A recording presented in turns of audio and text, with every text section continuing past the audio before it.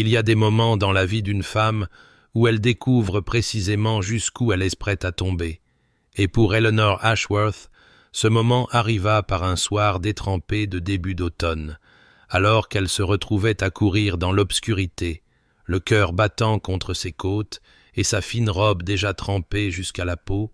l'eau ruisselant sur son visage, se mêlant à des larmes qu'elle refusait de reconnaître, tandis qu'elle fuyait l'auberge où M. Frederick Dalton l'avait acculée dans le couloir de l'étage, son haleine aigre de vin et ses mains agrippant ses manches, alors qu'il l'informait que son poste de dame de compagnie de sa mère venait avec certaines attentes, certains arrangements qu'une femme dans sa situation précaire devrait être reconnaissante de fournir.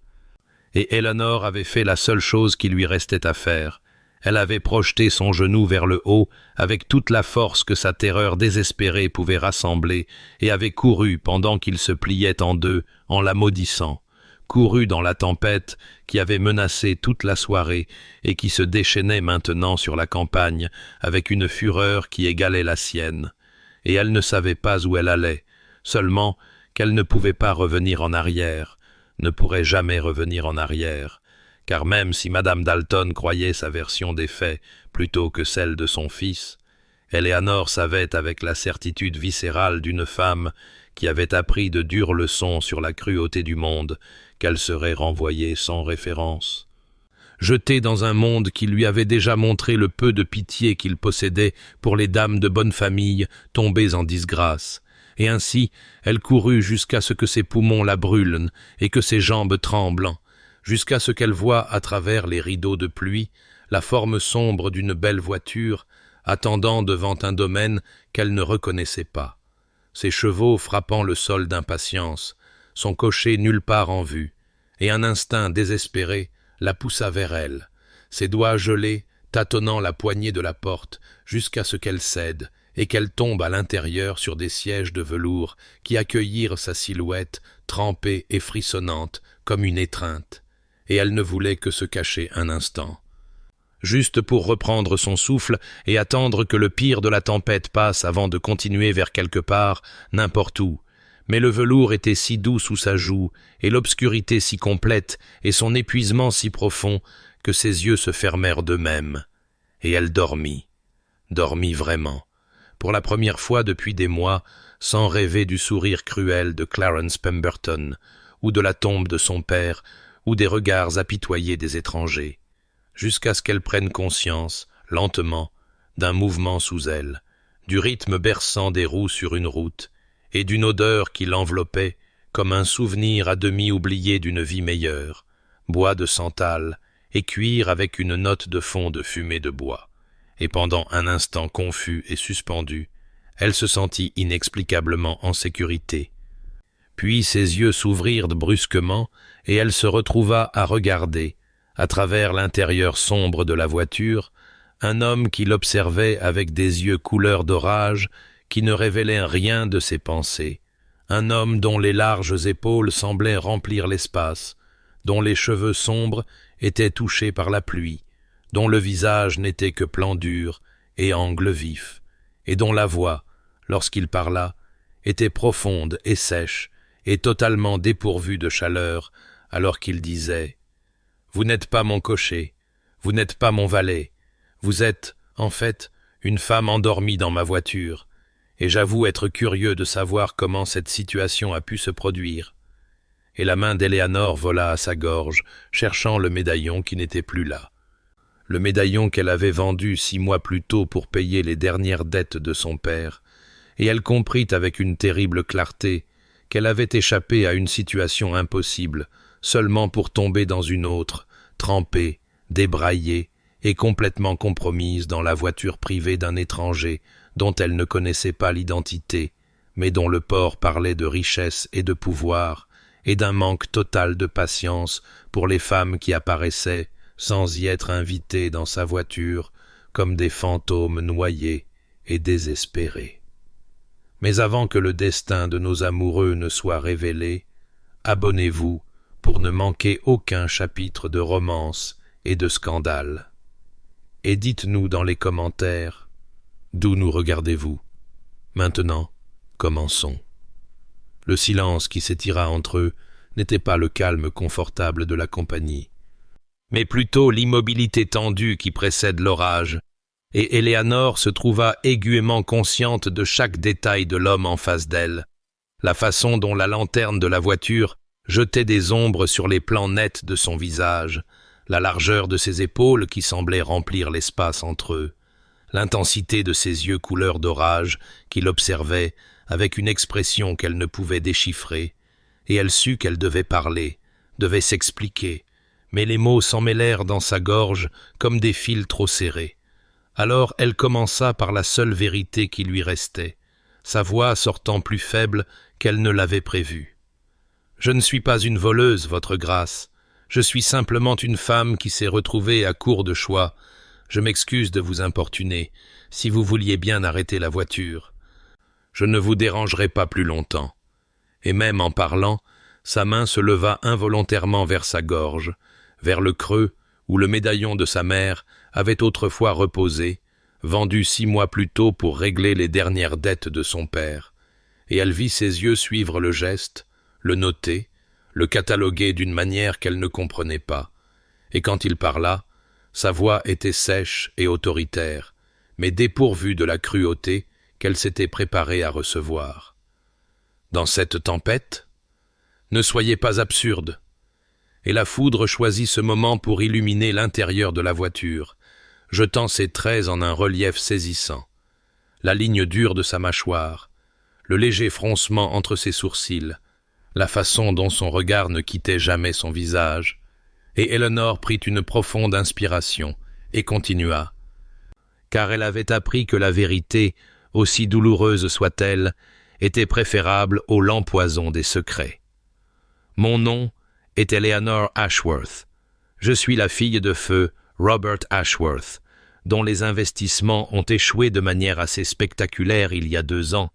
Peut-être en avez-vous entendu parler. Le scandale a été considérable. J'ai travaillé comme dame de compagnie pour Madame Dalton ces 8 derniers mois, et ce soir j'ai fui parce que son fils... Elle s'arrêta, déglutit, se força à continuer avec la digne quiétude qui était tout ce qui lui restait. Son fils a clairement fait savoir que mon poste venait avec des attentes que je n'étais pas disposé à satisfaire. J'ai couru, j'ai trouvé votre voiture. Je ne voulais m'abriter qu'un instant. Je n'avais pas l'intention de m'endormir. Je n'avais rien prévu de tout cela.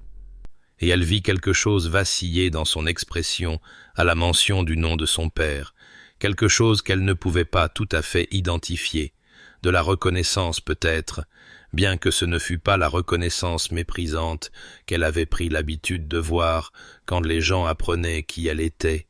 et il resta silencieux un long moment, la pluie tambourinant contre le toit de la voiture, le tonnerre roulant à travers la campagne comme un avertissement ou une promesse, puis il fit quelque chose qui la surprit totalement. Il retira sa redingote, le mouvement efficace et sans cérémonie, et la lui tendit, et elle ne réalisa qu'à ce moment-là qu'elle frissonnait depuis son réveil, sa fine robe encore humide contre sa peau, et elle prit le manteau avec des doigts tremblants et s'en enveloppa. Et l'odeur de bois de santal, de cuir et de fumée de bois l'enveloppa comme une étreinte, et pour la première fois depuis des mois, peut-être des années, elle ressentit quelque chose qui aurait pu être de la chaleur.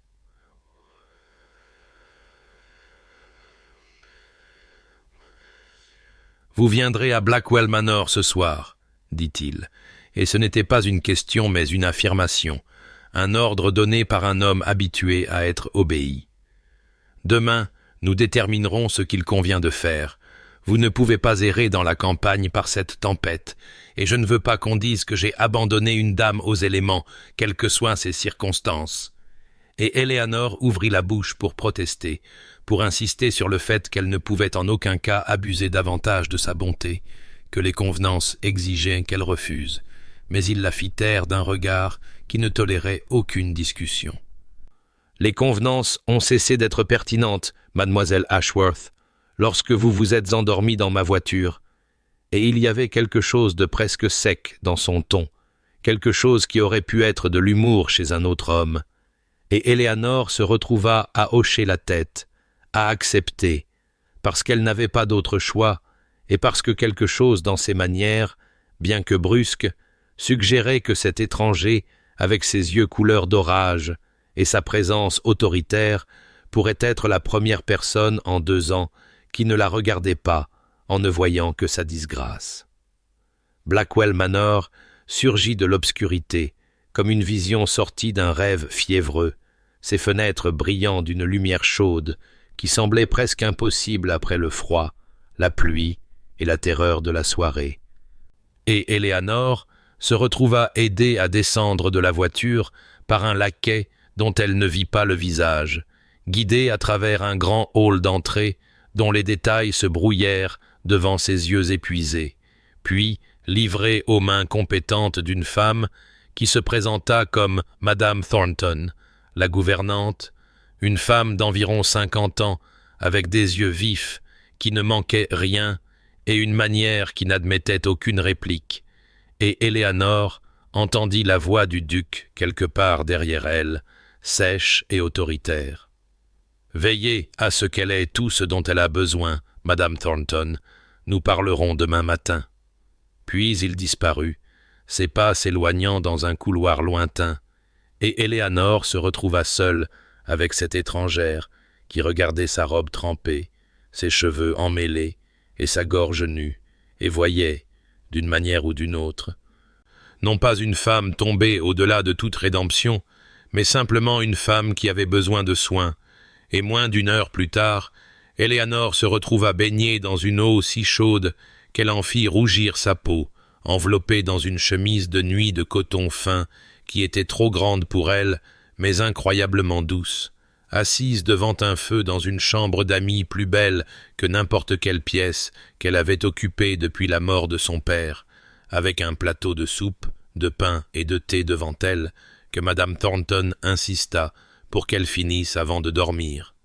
Et la gouvernante borda les couvertures autour d'elle, avec une douceur qui fit piquer les yeux d'Eleanor de larmes qu'elle refusa de verser, disant doucement « Reposez-vous maintenant, mademoiselle, quoi que ce soit qui vous ait amené ici. Vous êtes en sécurité ce soir, sa grâce est bien des choses, mais il n'est pas homme à repousser ceux qui sont dans le besoin. »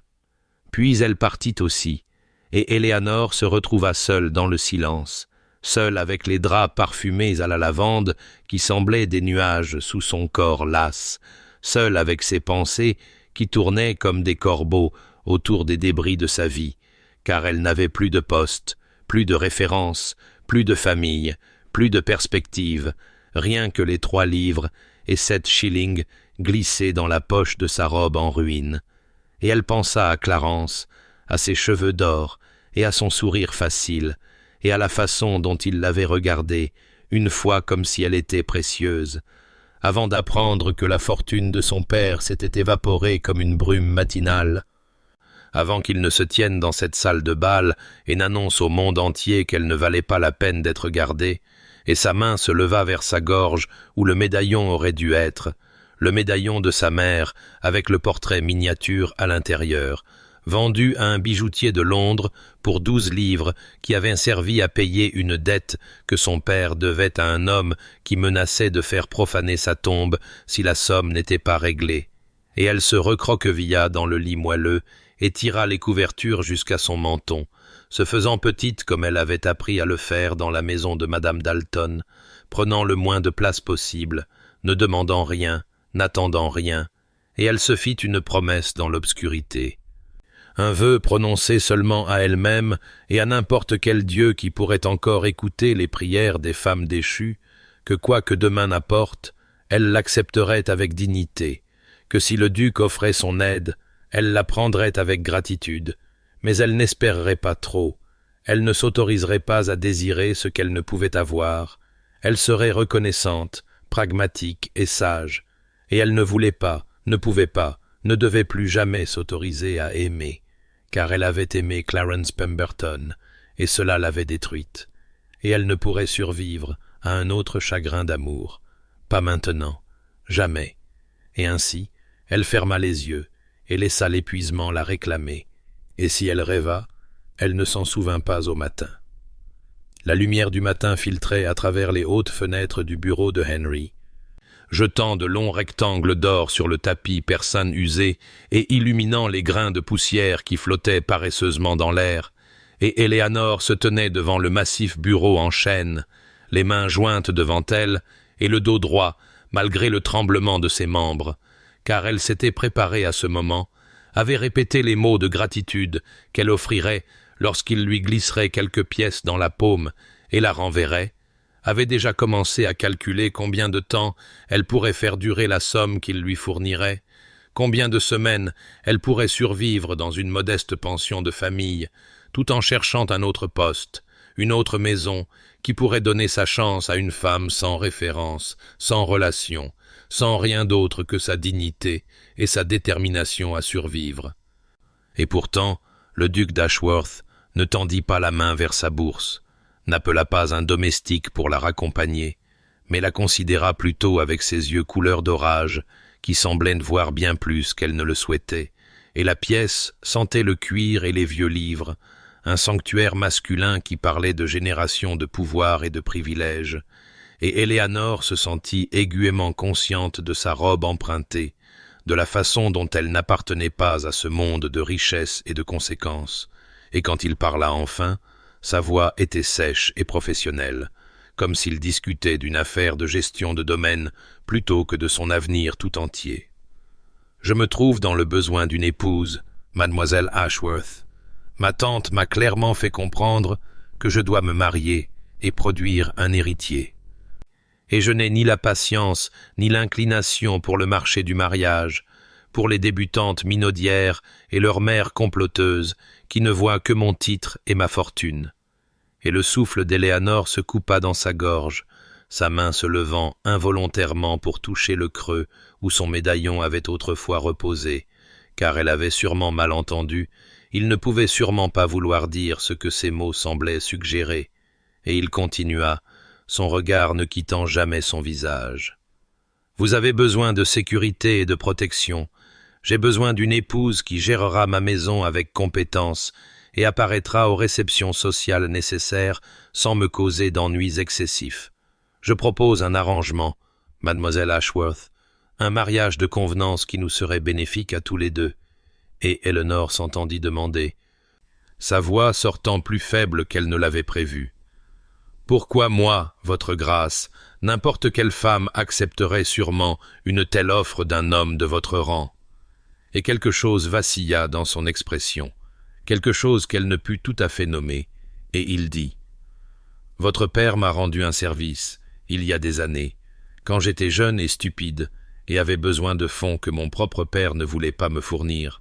Robert Ashworth m'a prêté ce dont j'avais besoin, et n'a rien demandé en retour, sinon ma parole que je le rembourserai quand je le pourrai. Je l'ai remboursé,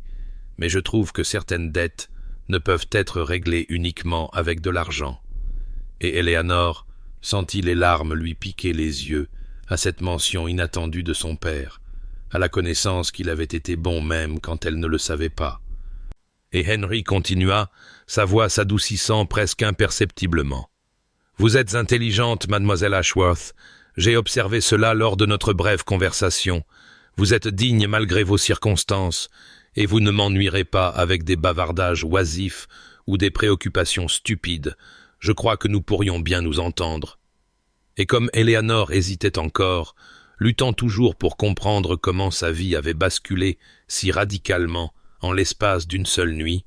il se leva de derrière son bureau et vint se tenir devant elle, et sa voix s'abaissa alors qu'il disait « Je vous donne ma parole, mademoiselle Ashworth, que vous serez en sécurité sous ma protection. Je ne vous demanderai rien que vous n'offriez librement. Vous ne manquerez de rien, et personne ne vous humiliera plus jamais tant que vous porterez mon nom. » Et la conviction féroce dans sa voix brisa quelque chose dans la poitrine d'Eleanor, un mur qu'elle avait construit autour de son cœur meurtri,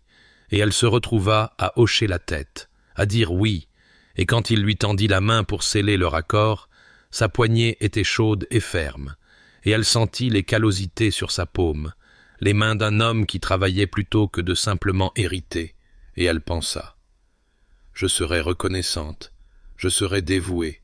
Je serai l'épouse parfaite sur tous les plans pratiques, mais je ne l'aimerai pas. Je ne pourrai survivre à un autre chagrin d'amour. Et elle s'accrocha à cette promesse, même si quelque chose dans ses yeux couleur d'orage lui fit se demander si la tenir s'avérerait bien plus difficile qu'elle ne l'avait jamais imaginé. Le mariage avait été une affaire discrète, presque expéditive dans sa simplicité, célébrée dans la petite chapelle du domaine de Blackwell, avec seulement un vicaire, Madame Thornton et le vieux jardinier comme témoins, et Eleanor avait prononcé ses vœux d'une voix qui ne tremblait pas, avait senti la main de Henry se refermer sur la sienne alors qu'il glissait une simple alliance en or à son doigt, avait signé son nom dans le registre paroissial et était devenue, en l'espace d'une heure, la duchesse d'Ashworth, un titre qui pesait sur ses épaules comme un vêtement fait pour quelqu'un d'autre. Quelqu'un qui n'avait pas passé les 2 dernières années à apprendre à se faire petite et discrète. Quelqu'un qui n'avait pas vendu le médaillon de sa mère pour payer les dettes de son père. Quelqu'un qui n'avait pas fui sous la pluie les mains importunes d'un homme. Et maintenant, 1 semaine s'était écoulée depuis cette cérémonie étrange et solennelle. 1 semaine pendant laquelle Eleanor s'était jetée dans l'apprentissage de sa nouvelle maison avec une détermination qui frisait le désespoir, car si elle ne pouvait être une épouse au sens le plus vrai du terme, elle pouvait au moins être une maîtresse compétente de Blackwell Manor, pouvait mériter sa place par son utilité, sinon par son affection, et elle avait conquis le personnel de cuisine par son intérêt sincère pour leur travail, avait charmé les femmes de chambre par sa gentillesse discrète et son refus de faire des manières, avait passé des heures avec Madame Thornton à examiner les comptes, les menus et le calendrier social complexe d'une maison ducale, et pendant tout ce temps, Henry avait été courtois mais distant, apparaissant au repas pour échanger des conversations polies sur les affaires du domaine et le temps, puis se retirant dans son bureau avec une révérence formelle qui laissait Eleanor se sentir étrangement désemparée, et elle se disait que c'était ce qu'elle voulait, que c'était précisément l'arrangement sur lequel ils s'étaient mis d'accord, un mariage de convenance qui ne demandait rien de son cœur, et pourtant elle se surprenait à guetter ses pas dans le couloir, à jeter des coups d'œil vers la porte de la pièce où elle se trouvait,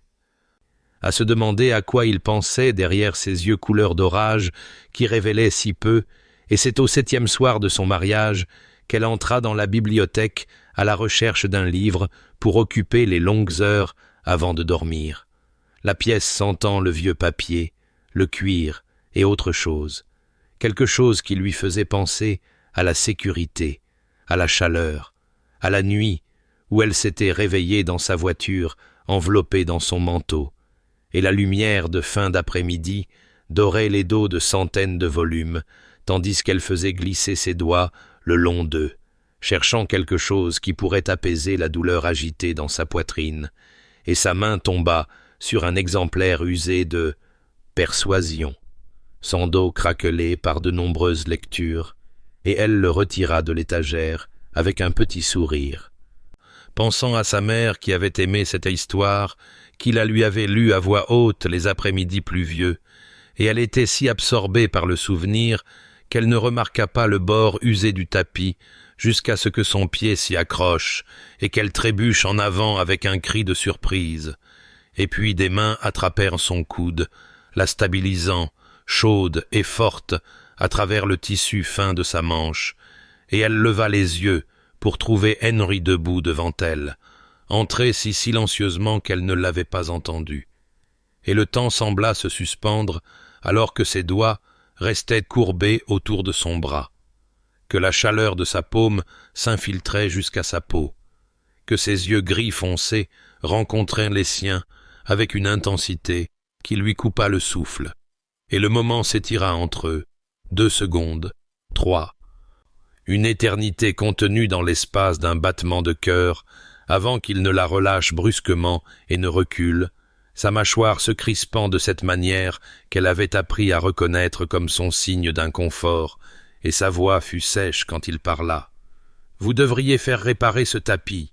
Puis il disparut, sortant de la bibliothèque à grandes enjambées avant qu'elle ne puisse rassembler ses esprits pour répondre, et Éléanore resta seule parmi les livres, le cœur battant et sa main se levant, involontairement, pour toucher l'endroit sur son bras où sa main avait été, et elle se retrouva à toucher ce même endroit tout au long de la soirée, inconsciemment, comme si elle pouvait s'accrocher au fantôme de sa chaleur, et plus tard, quand Madame Thornton lui apporta son thé du soir, la gouvernante mentionna avec une fausse nonchalance que sa grâce avait spécifiquement demandé que ce mélange particulier soit en stock, un mélange qu'Eleanor n'avait mentionné qu'une seule fois, en passant, lors de son premier matin au manoir, et Éléanore fixa la tasse dans ses mains et ne sut que faire de cette information, ne sut que penser d'un homme qui remarquait de si petites choses et agissait en conséquence sans l'annoncer, et elle pensa à sa main sur son coude, à la façon dont il l'avait tenue un instant de trop, aux mots qu'il avait prononcés avant de fuir. « Henry, vous êtes ma femme, vous pouvez utiliser mon nom. » Et quelque chose palpita dans sa poitrine, quelque chose de dangereux, quelque chose qu'elle s'était promis de ne plus jamais ressentir. Le matin se leva, vif et doré, le genre de journée d'automne qui semble retenir son souffle entre les saisons, et Éléanore était assise dans le salon du matin, examinant les menus de la semaine avec Madame Thornton, quand Henry apparut à l'embrasure de la porte, son manteau d'équitation portant encore des traces de la brume matinale, et annonça sans préambule qu'il allait visiter les fermes des tenanciers pour régler un problème de drainage qui avait affecté les champs de l'Est, puis, comme si l'idée venait de lui traverser l'esprit, bien qu'Éléanore soupçonnât le contraire, il ajouta qu'elle pourrait l'accompagner si elle le souhaitait, car elle était maintenant la duchesse et les tenanciers devaient connaître son visage. Et quelque chose dans la manière prudente dont il évitait de croiser son regard lui dit que cette invitation avait été considérée bien plus délibérément que son ton désinvolte ne le suggérait, et ainsi Éléanore se retrouva assise en face de lui dans la voiture, tandis qu'elle serpentait à travers des chemins bordés de haies, devenus ambres et rousses, regardant la campagne défiler en une tapisserie de champs récoltés et de chênes anciens, tout en jetant des regards furtifs au profil sévère de son mari, à la façon dont la lumière du matin attrapait les plans nets de sa mâchoire et le léger froncement entre ses sourcils alors qu'il examinait des papiers qu'il avait emportés. Et ils parlèrent peu pendant le voyage, mais le silence n'était pas inconfortable. Avait cessé d'être inconfortable quelque part au cours des 10 derniers jours sans qu'Éléanore s'en aperçoive. Et quand ils arrivèrent à la ferme Barton, l'odeur du foin et de la fumée de bois les accueillit, des senteurs honnêtes de la campagne qui rappelèrent à Éléanore des temps plus simples, et elle regarda Henry descendre de cheval et se diriger d'un pas décidé vers le fermier qui attendait près de la barrière, s'attendant à voir la formalité froide qu'il montrait aux visiteurs au manoir. Mais à la place, elle assista à quelque chose qui lui coupa le souffle, car Henry parla à M. Barton non pas comme un seigneur s'adressant à un subordonné, mais comme un homme en consultant un autre sur des questions d'intérêt mutuel, posant des questions et écoutant les réponses avec une attention sincère. Et quand ils entrèrent dans le cottage et que Madame Barton s'excusa pour l'humble environnement, Henry écarta ses inquiétudes avec une douceur qu'Eleanor ne lui avait jamais vue en société, et puis il remarqua l'enfant, une petite fille d'environ 5 ans, allongée sur une paillasse près du feu, les yeux brillants de fièvre, et une poupée serrée contre sa poitrine menue. Et ce qui se passa ensuite resterait gravé dans la mémoire d'Éléanore, longtemps après que les détails de cette journée se soient estompés, car Henry traversa la pièce et s'agenouilla dans la terre battue à côté de l'enfant, sans se soucier de ses beaux vêtements. Et sa voix, quand il parla, était si tendre qu'Éléanore sentit des larmes lui piquer les yeux de manière inattendue. « Comment s'appelle ta poupée ?» demanda-t-il, et l'enfant murmura « Charlotte ». Et Henry hocha la tête gravement et dit « Ah, Charlotte, un beau nom. Elle a l'air d'avoir froid, n'est-ce pas? Tiens, ceci la gardera au chaud jusqu'à ce que vous vous sentiez mieux toutes les deux. » Et il tira son propre mouchoir de sa poche, le fin ligne monogrammé de ses initiales, et l'enveloppa soigneusement autour de la poupée avec des mains qui étaient étonnamment douces pour leur taille. Et le visage de l'enfant se transforma en un sourire tremblant, et Henry promit d'envoyer son propre médecin avant la fin de la journée. Et Eleanor, debout près de la voiture où elle s'était retirée pour leur laisser de l'intimité, sentit quelque chose bouger dans sa poitrine. Un mur qu'elle avait construit autour de son cœur blessé, se fissurant d'une manière qu'elle n'avait pas autorisée. Car ce n'était pas le duc froid et distant dont la société parlait à voix basse, c'était un homme qui s'agenouillait dans la poussière pour réconforter une enfant effrayée et donnait son mouchoir pour réchauffer une poupée. Et sur le chemin du retour, quand elle le remercia pour sa gentillesse, il sembla presque mal à l'aise avec les louanges, sa mâchoire se crispant, alors qu'il regardait par la fenêtre plutôt que vers elle. « Elle avait peur, » dit-il, sa voix sèche de cette manière qu'elle reconnaissait maintenant comme sa défense contre le fait de trop ressentir. « Cela ne m'a rien coûté. » Mais Eleanor vit la vérité qu'il ne pouvait ou ne voulait pas dire à voix haute, que cela lui avait coûté quelque chose, lui avait coûté l'armure de sa réputation et la distance qu'il maintenait si soigneusement. Et il n'avait pas hésité un seul instant, et elle se surprit à penser à la promesse qu'elle s'était faite, la promesse de ne pas l'aimer, et se demanda avec un battement de cœur qui aurait pu être de la peur ou de l'espoir si cette promesse ne commençait pas déjà à s'effriter.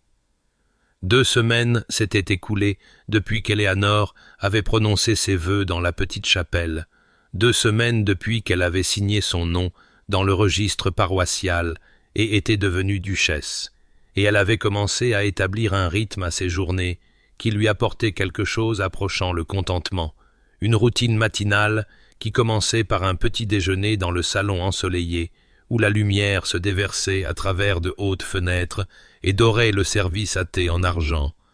suivi d'une promenade dans les jardins où les dernières roses de l'automne s'accrochaient obstinément à leurs tiges, puis l'agréable affaire de gérer une maison qui avait commencé à ressembler, contre toutes ses attentes, à quelque chose qu'on pourrait un jour appeler un foyer. Et Henry avait pris l'habitude de la rejoindre plus souvent pour le petit déjeuner, apparaissant à l'embrasure de la porte avec ses cheveux sombres encore humides de sa promenade matinale à cheval, s'installant dans le fauteuil en face d'elle avec un signe de tête qui était devenu familier, sinon encore chaleureux. Et il parlait de questions pratiques autour de toast et de café, du projet de drainage qui progressait bien, de lettres qui nécessitaient une réponse, des obligations sociales qui se profilaient à l'horizon. Et Eleanor se surprenait à attendre ces matins avec une anticipation qu'elle ne voulait pas examiner de trop près, se surprenait à guetter le son de ses bottes dans le couloir, à remarquer la façon dont la lumière du matin adoucissait les lignes sévères de son visage et faisait ressortir des éclats d'argent dans ses yeux gris d'orage. Et c'est par un tel matin, avec la lumière du soleil filtrant à travers les fenêtres et l'odeur de toast et de café fort remplissant l'air, que Wellington fit son apparition, le vieux chien de chasse dont le museau gris et les yeux larmoyants témoignaient de nombreuses années de service fidèle, entrant dans la salle à manger avec l'air déterminé d'un chien qui savait précisément où il voulait être et n'avait aucune intention d'en être dissuadé. Et cet endroit, semblait-il, était aux côtés d'Eleanor, car le chien traversa directement jusqu'à sa chaise et posa sa lourde tête sur son genou avec un soupir de profonde satisfaction, sa queue battant doucement contre le tapis, alors qu'elle se penchait instinctivement pour le gratter derrière les oreilles, et la voix de Henry coupa la scène paisible avec une note de commandement qu'Eleanor avait appris à reconnaître comme sa façon de gérer un monde qui ne se pliait pas toujours à sa volonté. « Wellington, viens, dit-il, et la queue du chien continua son rythme content, sans la moindre reconnaissance que son maître avait parlé. « Wellington, répéta Henry, son ton se faisant plus sec, et le chien resta précisément où il était, regardant Eleanor avec une expression d'adoration si dévouée qu'elle sentit ses lèvres tressaillir malgré tous ses efforts pour garder son sang-froid. Et quand elle jeta un coup d'œil de l'autre côté de la table, elle vit le visage de Henry, vit le grand-duc d'Ashworth confronté à la mutinerie absolue de son propre chien, vit l'exaspération lutter avec quelque chose qui ressemblait presque à de la stupéfaction dans son expression, et le rire lui échappa avant qu'elle ne puisse le retenir, bouillonnant de quelque part au fond de sa poitrine, authentique et sans retenue, et totalement hors de son contrôle, la première fois qu'elle riait ainsi depuis avant la mort de son père, depuis avant Clarence, et l'humiliation, et les longs mois gris de simple survie. Et Henry la fixa, arrêté, sa tasse de café figée à mi-chemin de ses lèvres, et quelque chose changea sur son visage, quelque chose se fissura derrière ses yeux gardés, puis sa bouche se courba en un sourire qui le transforma entièrement. Non pas l'expression sociale polie qu'elle l'avait vu offrir aux visiteurs, mais quelque chose de réel et de chaleureux qui plissa les coins de ses yeux et le fit paraître plus jeune, le fit ressembler à un homme qui avait autrefois su être heureux. « Traître !» dit-il à Wellington, mais sa voix avait perdu son tranchant et ses yeux restaient fixés sur Eleanor avec une intensité qui lui coupa le souffle, et le moment s'étira entre eux, suspendu dans la lumière dorée du matin, jusqu'à ce que Madame Thornton apparaisse à l'embrasure de la porte avec du thé frais, et que le charme se brise comme du verre, bien qu'Eleanor emportât la chaleur de ce moment avec elle pour le reste de la matinée, emporta le souvenir de son sourire comme un secret pressé contre son cœur, et plus tard, alors qu'elle examinait l'inventaire du linge avec Madame Thornton, la gouvernante s'arrêta dans sa récitation des nombres de Fils et dit doucement « Le maître n'a pas souri comme ça depuis qu'il était un garçon, votre grâce. Quoi que vous fassiez, je vous en prie, continuez. » Et quand Eleanor protesta qu'elle n'avait rien fait du tout, les yeux de Madame Thornton se plissèrent avec une chaleur complice. « Le maître construit des murs, votre grâce, mais les murs peuvent tomber. J'ai vu la façon dont il vous regarde quand vous ne regardez pas. Donnez-lui du temps. Il trouvera son chemin vers vous.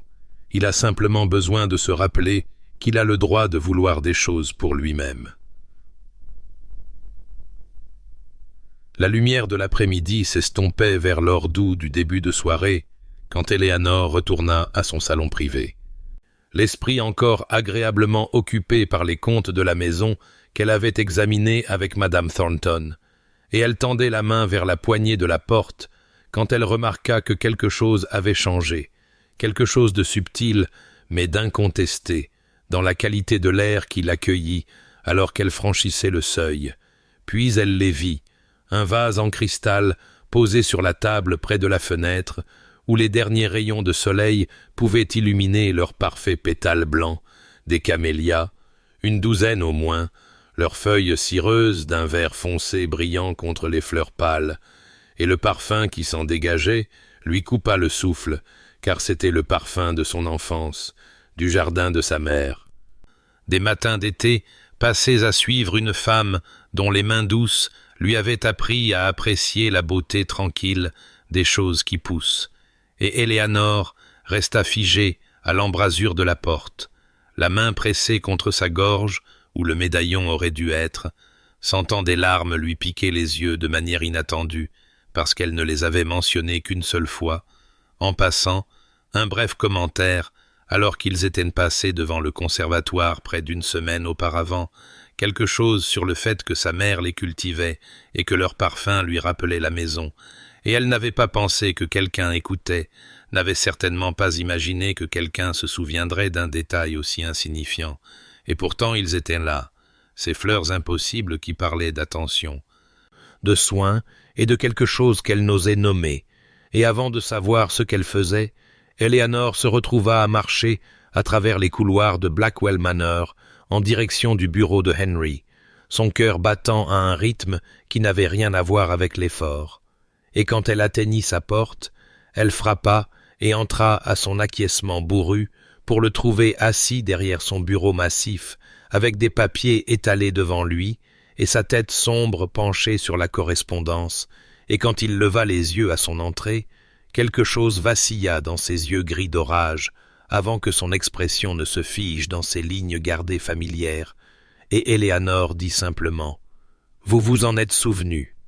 et elle regarda la légère tension s'accumuler dans ses épaules.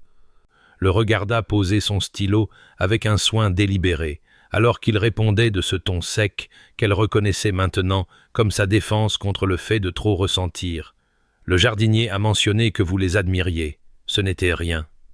Mais elle vit la façon dont il n'osait pas tout à fait croiser son regard, vit l'immobilité soignée de ses mains sur le bureau, et elle comprit avec une certitude qui s'installa, chaude et terrifiante, dans sa poitrine, que ce n'était pas rien, que c'était en fait tout. Et donc, au lieu de partir, comme les convenances le suggéraient, Éléanore se dirigea vers le fauteuil, près du feu, où un exemplaire usé et familier de « Persuasion » attendait sur la table d'appoint, et elle s'y installa avec le livre entre les mains, et dit doucement « Je pensais lire ici un moment, si la compagnie ne vous dérange pas. » Et le stylo de Henry resta immobile un long moment avant qu'il ne réponde « Elle ne me dérange pas. » Et ils passèrent la soirée dans un silence qui n'était plus gênant, mais plutôt quelque chose approchant de l'intime, le crépitement du feu, le grattement de son stylo et le murmure des pages tournées, s'entrelaçant en une paix qu'Éléanore ne savait pas qu'elle était capable de ressentir. Et quand enfin elle se leva pour partir, elle s'arrêta à la porte et se retourna pour trouver ses yeux déjà posés sur elle, et elle dit doucement « Les camélias étaient les fleurs préférées de ma mère. Elle est morte quand j'avais 16 ans. Je n'en avais pas revu depuis que nous avons quitté notre maison. Merci, Henry. » Et elle utilisa son nom délibérément, un cadeau offert en retour du sien.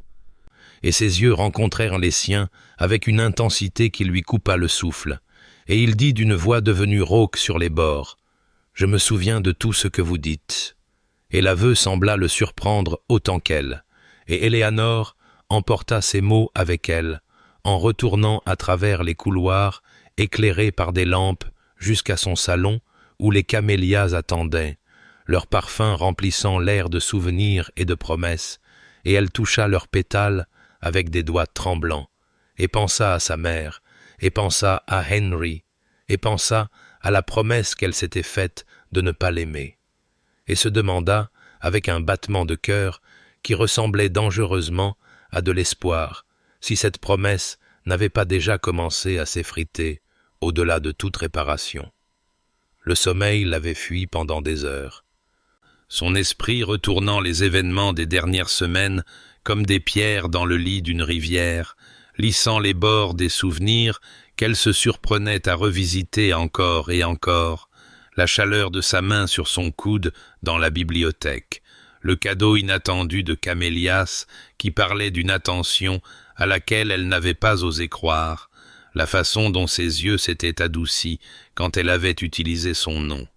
Et ainsi, Éléanore s'était levée de son lit et s'était enveloppée dans un châle contre le froid de la nuit d'automne, ses pieds nus silencieux sur les planchers froids alors qu'elle errait dans les couloirs sombres de Blackwell Manor sans destination particulière, seulement une agitation qui ne voulait pas se calmer, et c'est cette errance sans but qui l'amena finalement à la galerie de portraits. Une longue pièce qu'elle n'avait pas encore explorée, où de hautes fenêtres laissaient entrer un clair de lune pâle qui tombait en rectangle d'argent sur le sol poli et illuminait les visages des générations passées, des hommes et des femmes, dans les modes d'époque révolue, qui observaient son passage avec des yeux peints qui semblaient presque vivants dans la lumière changeante. Et elle se déplaça lentement le long de la galerie, étudiant chaque visage pour des traces de l'homme qu'elle avait épousé, trouvant sa mâchoire chez un ancêtre, sa taille suggérée chez un autre, jusqu'à ce qu'elle arrive à un portrait qui lui coupa le souffle. Une femme, belle et sereine, avec des cheveux sombres relevés dans un style élégant, et des yeux qui étaient gris comme des nuages d'orage, gris comme une mer d'hiver, gris comme les yeux qu'il avait observés à travers la table du petit déjeuner ce matin même. Et Éléanore était si absorbée par l'étude de ce visage qu'elle n'entendit pas les pas derrière elle jusqu'à ce qu'une voix parle depuis les ombres, rauque et basse d'une manière qu'elle ne l'avait jamais entendue auparavant. « Ma mère » dit Henry, et Eleanor se tourna pour le trouver debout dans l'obscurité, juste au-delà de la portée du clair de lune, son visage à moitié caché, ses poings serrés à ses côtés. « Elle est morte quand j'avais 12 ans. Une fièvre, ont-ils dit. Elle allait bien le matin et était partie le soir. Et mon père... » Il s'arrêta, sa mâchoire se crispant de cette manière qu'elle avait appris à reconnaître comme sa défense contre le fait de trop ressentir. Mon père ne s'en est jamais remis. Il est devenu froid, exigeant. Rien de ce que je faisais n'était jamais assez. Je pouvais gérer les domaines à la perfection, et il y trouvait à redire. Je pouvais augmenter les rendements des tenanciers, et il critiquait mes méthodes. Ces derniers mots, pour moi, furent une critique de la façon dont j'avais géré un différend avec l'un des fermiers.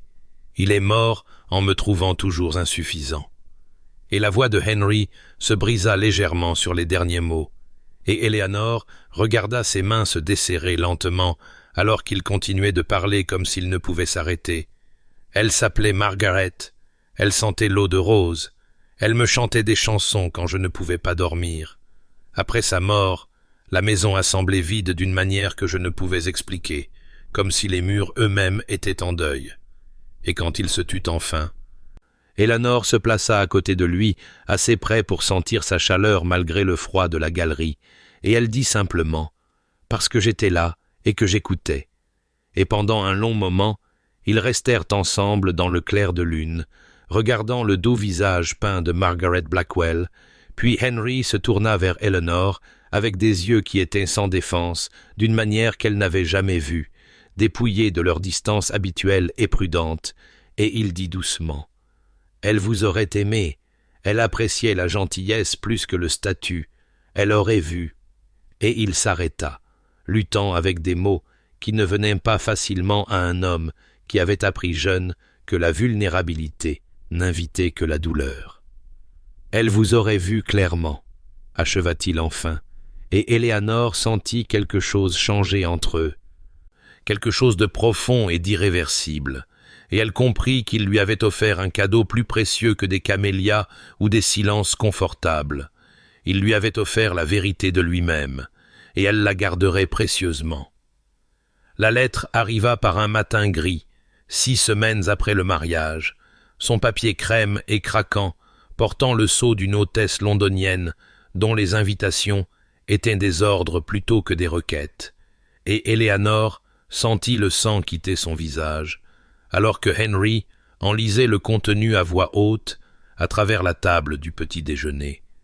Sa voix soigneusement neutre, expliquant que la famille Hartwell organisait le dernier bal de la saison, et que leur présence n'était pas seulement attendue, mais requise, car le duc d'Ashworth n'avait pas été vu en société depuis son mariage soudain et mystérieux. Et le beau monde était avide de réponses, et la main d'Eleanor se porta d'elle-même à sa gorge où le médaillon aurait dû être, alors que les souvenirs déferlaient sur elle comme des vagues sur un rivage, la salle de bal des Hartwell avec ses lustres scintillants, les chuchotements qui l'avaient suivi à travers la foule, la voix de Clarence résonnant à travers la pièce alors qu'il annonçait à quiconque voulait l'entendre qu'on ne pouvait pas s'attendre à ce qu'il s'enchaîne à la pauvreté. Et elle dut émettre un son, car les yeux de Henry devinrent plus vifs, et il posa la lettre et dit de ce ton sec qu'elle reconnaissait maintenant comme de l'inquiétude déguisée en ordre. « Vous êtes pâle, qu'est-ce qui ne va pas ?»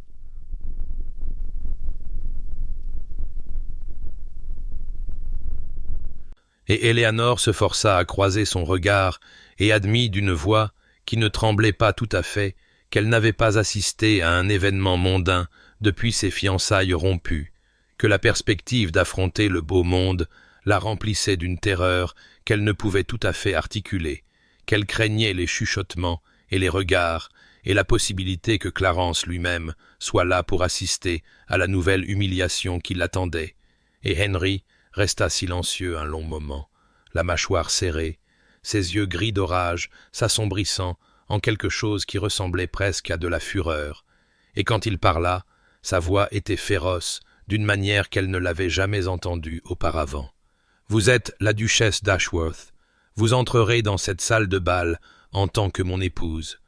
Et personne n'osera remettre en question votre place. Vous avez affronté la ruine avec dignité, et vous affronterez la société de la même manière, et je serai à vos côtés. » Et avant qu'elle ne puisse répondre, il s'était levé de table et était sorti de la pièce à grandes enjambées, laissant Eleanor le regarder partir, le cœur battant étrangement vite. Et en moins d'une semaine, la meilleure modiste de Londres arriva à Blackwell Manor avec des rouleaux de soie et de satin de toutes les nuances imaginables. Et Eleanor se retrouva debout dans le salon du matin, pendant que des rubans à mesurer entouraient sa taille et des échantillons de tissu étaient tenus contre sa peau. Et Henry apparut à l'embrasure de la porte pour observer les débats avec une expression de satisfaction sombre, et quand il partit,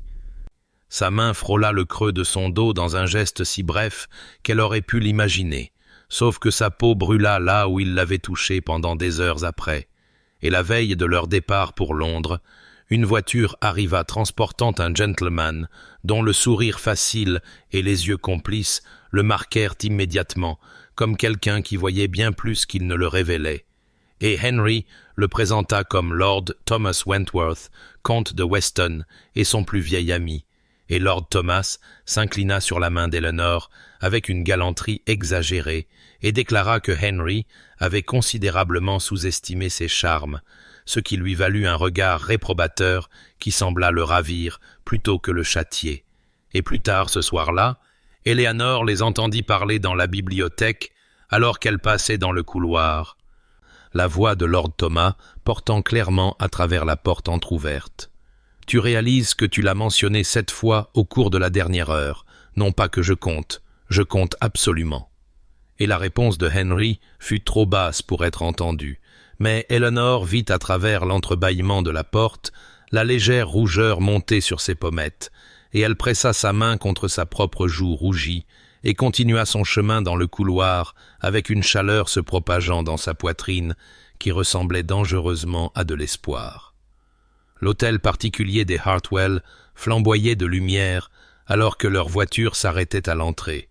et Eleanor sentait son cœur martelé contre ses côtes avec une telle force qu'elle était certaine que Henry devait pouvoir l'entendre,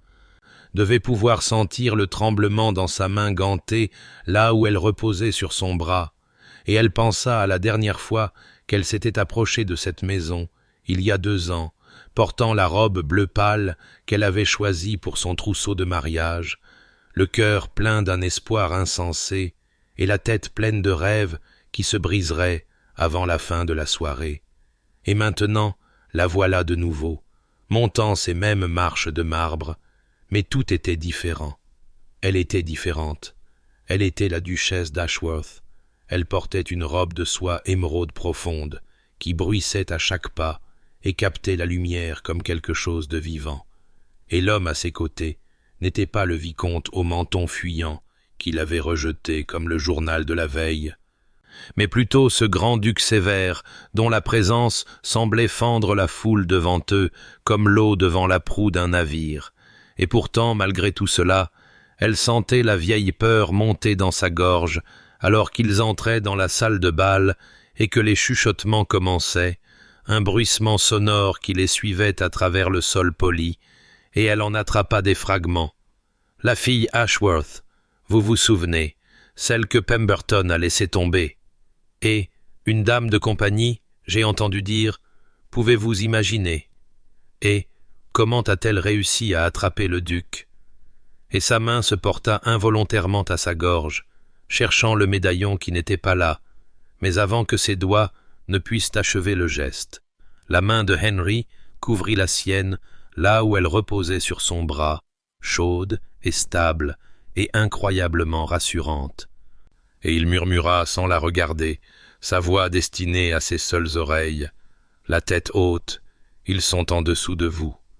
Et quelque chose dans sa calme certitude la stabilisa, lui permit de relever le menton et d'affronter les regards curieux avec la dignité qu'elle avait apprise à la plus dure des écoles. Et la soirée se déroula mieux qu'elle n'avait osé l'espérer. Henry resta près d'elle, un rempart contre la marée de spéculation, la présentant à des alliés dont elle essayait désespérément de se souvenir des noms, des gens qui lui devaient des faveurs ou craignaient son mécontentement, et qui, par conséquent, l'accueillaient avec une chaleur qui aurait pu être sincère ou calculée, mais qui était néanmoins la bienvenue. Et Lord Thomas apparut à son coude avec une coupe de champagne et des ragots scandaleux sur une comtesse dont la perruque avait pris feu lors d'un dîner, la faisant rire malgré elle, et elle commença à penser qu'elle pourrait peut-être survivre à cela, qu'elle pourrait même triompher, et puis elle le vit de l'autre côté de la pièce, et tout en elle devint froid et immobile. Clarence Pemberton, plus âgé qu'elle ne s'en souvenait, plus lourd, ses cheveux dorés s'éclaircissant aux tempes, et son gilet se tendant sur un ventre qui parlait de trop de dîners riches et de trop de porto. Mais ses yeux étaient les mêmes, calculateurs et cruels, et ils étaient fixés sur elle, avec une expression qui lui serra l'estomac de souvenirs d'humiliation, et avant qu'elle ne puisse se préparer, il traversait la salle de bal vers elle. Son sourire aussi tranchant qu'une lame, et il s'arrêta devant elle et dit d'une voix destinée à être entendue par les auditeurs avides à proximité. « Mademoiselle Ashworth, quelle surprise de vous voir ici. J'avais entendu dire que vous traversiez des temps difficiles, une situation précaire, n'est-ce pas? Une dame de compagnie, je crois. » Et Éléanor sentit la vieille honte la submerger comme de l'eau glacée, gelant sa voix dans sa gorge, et le sourire de Clarence s'élargit alors qu'il profitait de son avantage. « On se demande comment vous avez réussi à décrocher un parti si avantageux. Le duc doit être un homme bien charitable, en effet. » Et la colonne vertébrale d'Éléanor se redressa malgré sa peur, sa main se resserrant sur le bras de Henry, et elle ouvrit la bouche pour répondre bien qu'elle ne sut pas quels mots en sortiraient. Mais avant qu'elle ne puisse parler, elle sentit Henry devenir complètement immobile à côté d'elle, immobile à la manière d'un prédateur apercevant sa proie, et elle sut avec une certitude soudaine que Clarence Pemberton avait commis une très grave erreur. Le silence qui suivit les paroles de Clarence ne dura qu'un battement de cœur, mais dans ce battement de cœur, Éléanor sentit le poids de chaque regard dans la salle de bal peser sur elle, sentit la vieille honte familière monter dans sa gorge comme de la bile, sentit sa main se diriger involontairement vers le creux de sa gorge, où le médaillon aurait dû être, et elle ouvrit la bouche pour parler bien qu'elle ne sut pas quels mots en sortiraient, quelle défense elle pourrait bien opposer à cet homme qui l'avait déjà détruite une fois, mais avant qu'un son ne puisse franchir ses lèvres, Henry s'avança, et le mouvement fut si délibéré, si contrôlé, que l'air même de la salle de bal sembla s'immobiliser, et quand il parla, sa voix était de glace, chaque mot précis et dévastateur. « J'ai fait une promesse à ma femme, Pemberton, et j'ai l'intention de la tenir. » Et Eleanor regarda son mari démanteler Clarence Pemberton avec la précision chirurgicale d'un homme qui avait attendu exactement ce moment, sa voix ne s'élevant jamais au-dessus de ce ton froid et mesuré, alors qu'il parlait de dettes de jeu dont on chuchotait dans tous les clubs de Londres, d'investissements qui avaient échoué si spectaculairement que Clarence avait été contraint de vendre le domaine familial de campagne, d'une épouse dont l'insatisfaction très publique était le sujet des ragots des salons de Mayfair à Bath. Et pendant tout ce temps, la main de Henry resta stable sur le bras d'Eleanor, l'ancrant, la protégeant, et elle pouvait sentir l'odeur familière de bois de santal et de cuir qu'elle en était venue à associer à la sécurité, alors qu'il continuait, ses yeux gris d'orage fixés sur le visage de plus en plus rouge de Clarence. « Ma femme est venue à moi avec rien d'autre que sa dignité et son intelligence, et je me considère comme l'homme le plus chanceux d'Angleterre. Vous avez jeté un diamant parce que vous ne pouviez voir au-delà de sa monture. Votre perte, mon gain. » Et les mots frappèrent Éléanor comme un coup physique, non pas douloureux mais stupéfiant, parce qu'il l'avait appelé un diamant, avait parlé de chance et de gain, comme si elle était un trésor, plutôt qu'un fardeau. Et elle était encore sous le choc de cela quand Lady Sophia Pemberton se matérialisa à ses côtés, belle et amère dans sa robe de soie, et dit d'une voix assez basse pour qu'Eleanor seule puisse l'entendre. « Vous avez eu de la chance, mademoiselle Ashworth. Vous n'avez perdu que votre réputation. J'ai perdu tout mon avenir à cause des promesses de cet homme. » Puis elle disparut, glissant à travers la salle de bal, tandis que Clarence restait là à bafouiller, le visage violet de rage et d'humiliation, mis à nu devant la société même qu'il avait courtisée avec tant d'assiduité, et les chuchotements qui remplissaient maintenant la salle de bal ne concernaient pas la disgrâce d'Eleanor, mais la dévotion évidente du duc d'Ashworth, la chute spectaculaire de Clarence Pemberton,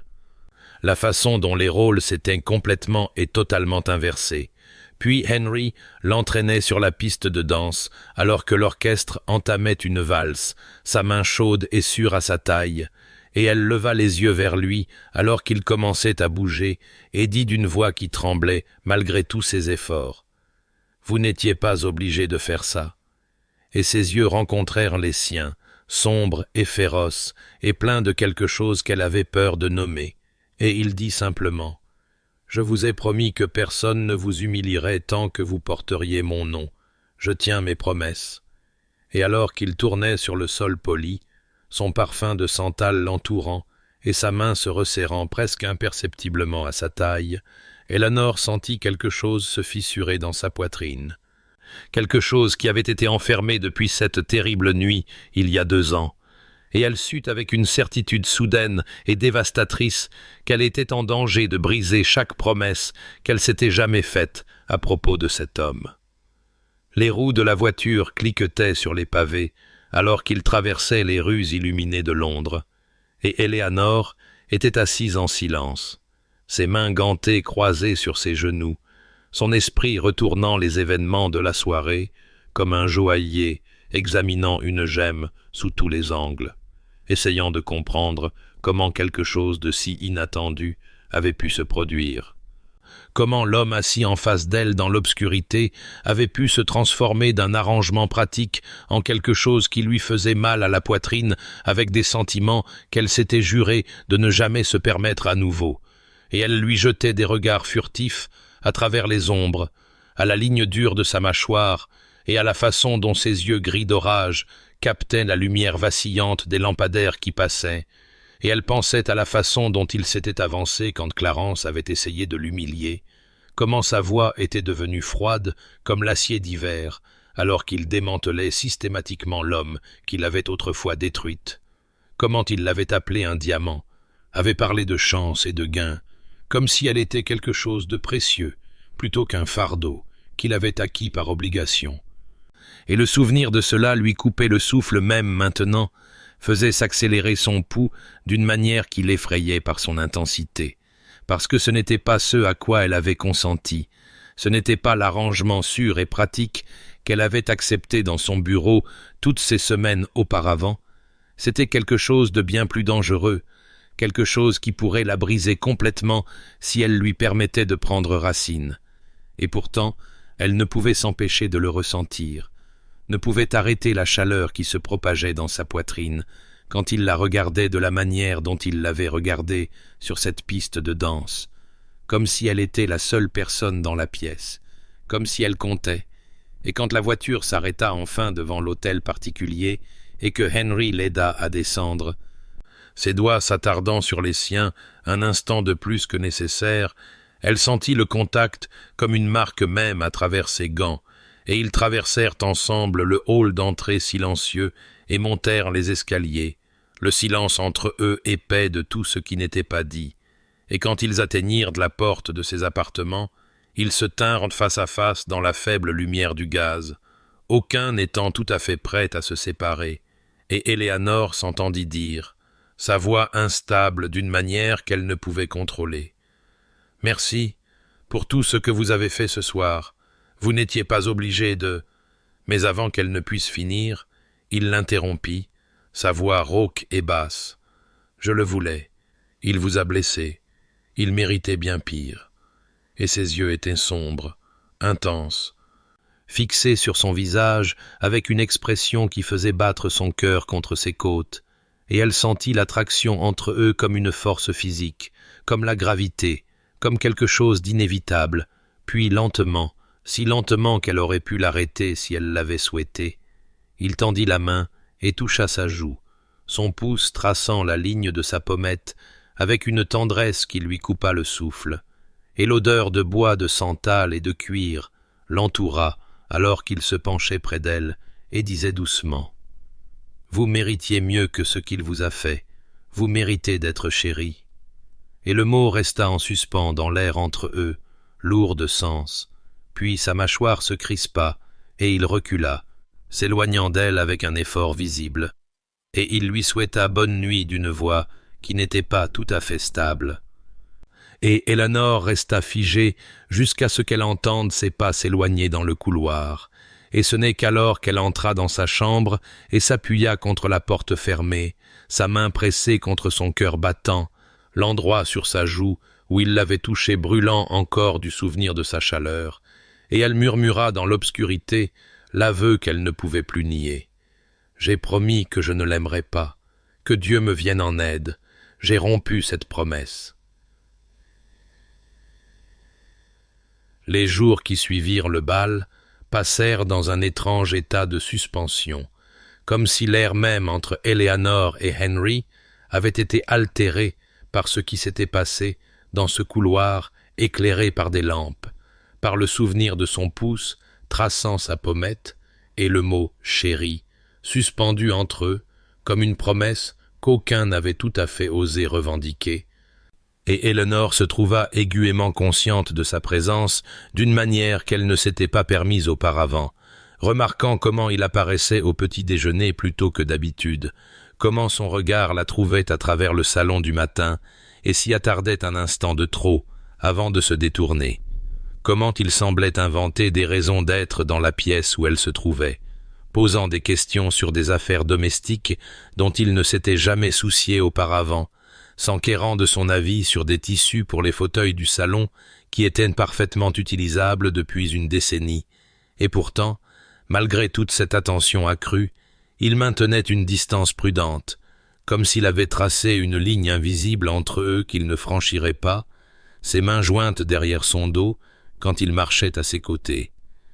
Sa voix mesurée et contrôlée, même si ses yeux gris d'orage trahissaient quelque chose de bien moins composé, et Eleanor ne savait pas si elle devait être frustrée ou touchée par sa retenue, ne savait pas comment combler le fossé entre ce qu'ils étaient devenus et ce qu'elle espérait désespérément qu'ils pourraient encore être,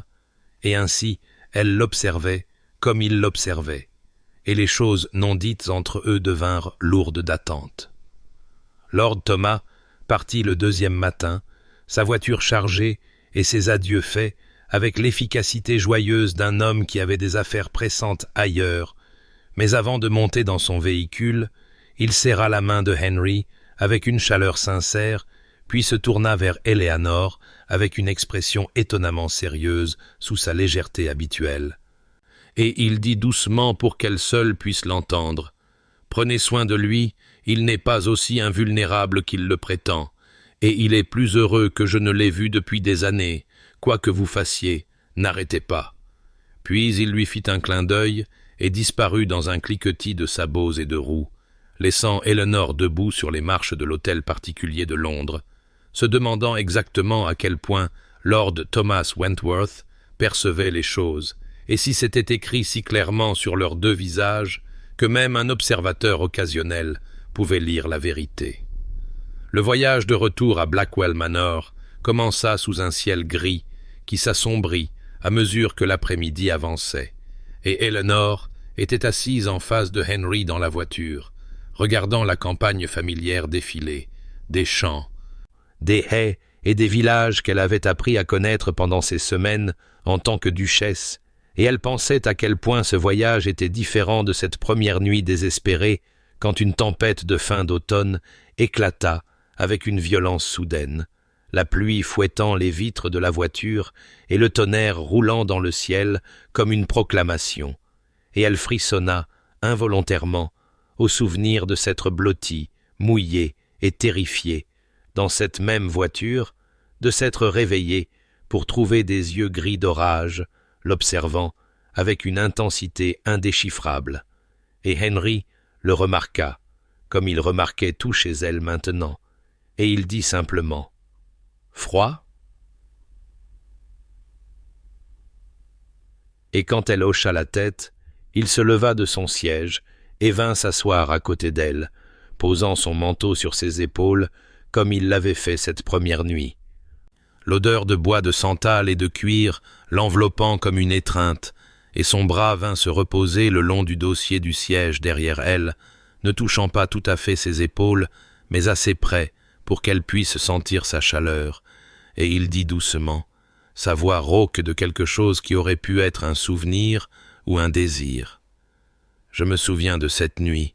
Vous ressembliez à un chaton noyé, féroce cependant. Même terrifié, vous étiez féroce. »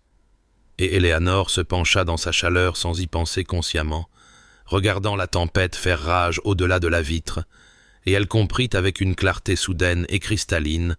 que c'était ce qu'elle avait cherché depuis le début, non seulement la sécurité ou la protection contre les cruautés du monde, mais ceci, ce confort tranquille, cette présence stable.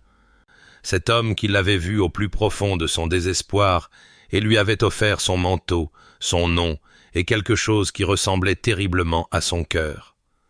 La semaine qui suivit leur retour à Blackwell Manor se déroula dans une sorte de tourment exquis, chaque jour amenant Éléanore en présence de Henry, et chaque soirée la laissant seule dans ses appartements, avec rien d'autre que le souvenir de sa main sur sa joue, et le mot « chérie » résonnant dans ses rêves agités,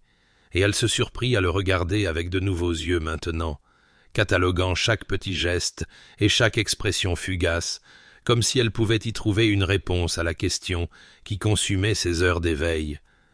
Une confirmation que ce qu'elle avait vu dans ses yeux gris d'orage cette nuit-là dans le couloir de Londres était réel et non pas simplement le produit de son propre désir désespéré, mais Henry s'était retiré derrière ses murs de courtoisie et de convenance, avec une minutie qui la laissait endolorie de frustration,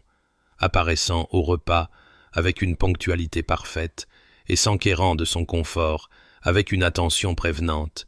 mais ne croisant jamais vraiment son regard plus d'un instant, ne laissant jamais sa main frôler la sienne quand il lui passait la salière, ne s'asseyant jamais à côté d'elle le soir comme il avait commencé à le faire avant Londres, et Éléanore ne savait pas si elle devait crier ou pleurer, ou simplement le secouer, jusqu'à ce qu'il admette ce qu'il savait, tous deux être vrais, et donc, à la place. Elle errait dans le manoir comme un fantôme, incapable de se concentrer sur sa couture, sa correspondance, ou même l'exemplaire usé de persuasion qui reposait de manière accusatrice sur sa table de chevet, ces pages contenant des mots sur la constance et les secondes chances qui semblaient trop proches de son propre cœur pour supporter de les lire. Ce fut Madame Thornton qui finalement dit la vérité à voix haute, trouvant Éléanore dans le salon du matin, regardant le ciel gris de novembre avec sa main inconsciemment pressée contre le creux de sa gorge où le médaillon de sa mère avait autrefois reposé, et la gouvernante s'installa dans le fauteuil d'en face, avec la familiarité confortable qui s'était développée entre elles au cours des dernières semaines, et dit doucement « Le maître construit des murs, votre grâce. Il les construit depuis qu'il est un garçon, depuis que sa mère est morte et que son père est devenu froid, mais j'ai vu la façon dont il vous regarde quand vous ne regardez pas, la façon dont ses yeux vous suivent à travers une pièce, la façon dont il prononce votre nom comme si c'était quelque chose de précieux, qu'il a peur de tenir trop fort. Et je pense qu'il a peur, non pas de vous, mais de vouloir quelque chose à tel point que cela pourrait lui faire mal de le perdre. Donnez-lui du temps, il trouvera son chemin vers vous. Il a simplement besoin de se rappeler qu'il a le droit de vouloir des choses pour lui-même. » Et Éléanore sentit des larmes lui piquer les yeux, parce que Madame Thornton avait donné voix à l'espoir qu'elle avait eu peur de se laisser ressentir. L'espoir que la distance de Henry n'était pas de l'indifférence, mais son contraire, une tentative désespérée de se protéger des sentiments mêmes qui la consumaient. Ce soir-là, alors que le ciel s'était assombri pour prendre la couleur de prune meurtrie et que des nuages avaient commencé à s'amonceler à l'horizon, promettant une autre tempête, Éléanore se sentit attirée par le conservatoire comme tirée par des fils invisibles, et elle se tenait parmi les camélias blancs que Henry avait plantés pour elle, leurs pétales cireux brillant dans la lumière déclinante et leurs parfums doux et familiers remplissant l'air humide de souvenirs du jardin de sa mère, de sa maison d'enfance et de tout ce qu'elle avait perdu et de tout ce qu'elle avait, d'une manière ou d'une autre, incroyablement, retrouvé en ce lieu qu'elle n'avait jamais pensé appeler son foyer, et elle toucha les délicates fleurs avec des doigts tremblants et pensa à la façon dont il s'était souvenu, comment il avait écouté, comment il l'avait vue d'une manière que personne ne l'avait vue depuis avant la disgrâce de son père, et elle était si perdue dans ses pensées qu'elle n'entendit pas la porte s'ouvrir derrière elle, ne sentit sa présence que lorsque sa voix prononça son nom, et qu'elle se tourna pour trouver Henry debout, parmi les fleurs, avec quelque chose dans les mains, et une expression sur son visage qui lui coupa entièrement le souffle. Henry se tenait parmi les camélias blancs, quelque chose serré dans ses mains, et le souffle d'Éléanore se coupa dans sa gorge à sa vue. À la manière dont l'obscurité grandissante au-delà des murs de verre jetait ses traits en un relief saisissant, à la tension visible dans chaque ligne de son corps, comme s'il était un homme approchant un précipice d'où il n'y aurait pas de retraite, et avant qu'elle ne puisse parler, avant qu'elle ne puisse demander pourquoi il l'avait cherché dans ce lieu qui était devenu son sanctuaire, la tempête qui menaçait depuis le début de la soirée éclata enfin avec une violence qui fit trembler le conservatoire, la pluie fouettant le verre en nappe et le tonnerre roulant dans le ciel comme une proclamation des cieux eux-mêmes. Et Henry tressaillit au son, mais ne la quitta pas des yeux. Ses yeux gris d'orage fixés sur son visage avec une intensité qui fit s'accélérer son pouls et trembler ses mains là où elles reposaient contre les pétales de camélia. Et il dit d'une voix rauque et mal assurée, d'une manière qu'elle ne lui avait jamais entendue. « Je vous ai amené ici délibérément, près des fleurs qui vous rappellent votre mère, à l'endroit où vous êtes le plus en paix, parce que ce que j'ai à dire. » Et il s'arrêta, la mâchoire crispée, ses mains serrant la petite boîte de velours si fort que ses articulations blanchirent. Et elle vit avec étonnement que le grand-duc d'Ashworth, l'homme dont le sang-froid n'avait jamais failli dans les salles de bal, les salles de conseil, ou face à la confrontation publique, luttait pour trouver ses mots, se battait contre une vie d'armure pour dire ce qui était dans son cœur. Et il essaya de nouveau « Je ne suis pas doué pour ça, Éléanore ». Et le son de son nom dans sa bouche, prononcé avec une telle tendre désespérance, fit piquer ses yeux de larmes qu'elle n'essaya pas de cacher. Puis il ouvrit la boîte, et elle vit ce qu'elle contenait, un délicat bracelet d'argent, serti d'une seule pierre de la couleur de l'écume de mer et des ciels d'hiver, et il dit doucement « La couleur d'une mer d'hiver, la couleur de vos yeux, je l'ai fait faire il y a des semaines, je le porte sur moi, attendant de... » Et de nouveau, il vacilla,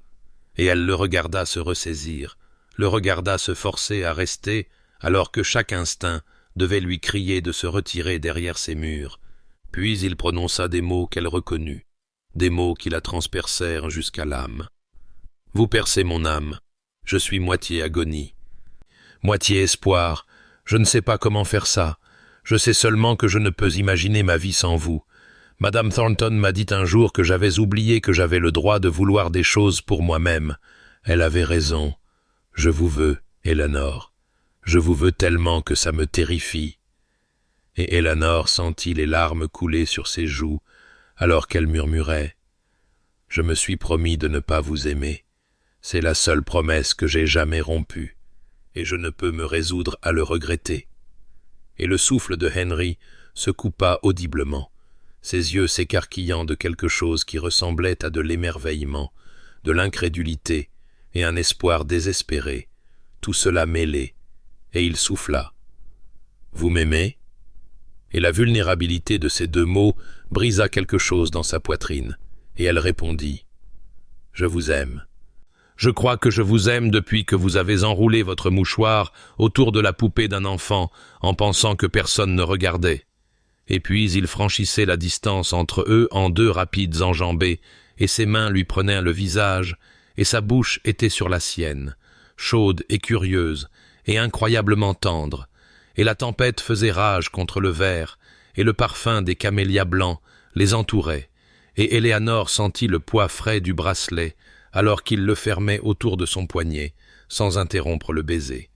Et jamais de sa vie, elle ne s'était sentie plus chérie, plus vue, plus complètement et totalement en paix. La tempête continuait de faire rage au-delà des murs de verre du conservatoire, alors qu'Eleanor se perdait dans la chaleur de l'étreinte de Henry,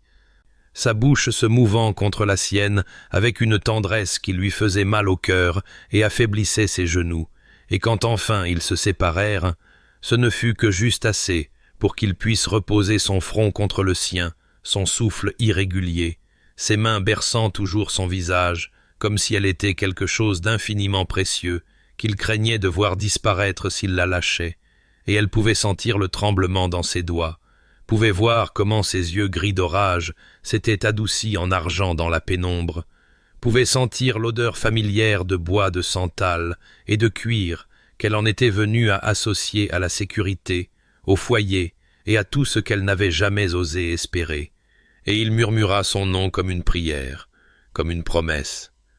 Comme un homme qui avait passé toute sa vie à construire des murs pour découvrir que la bonne personne pouvait les traverser aussi facilement que la lumière du soleil à travers une vitre.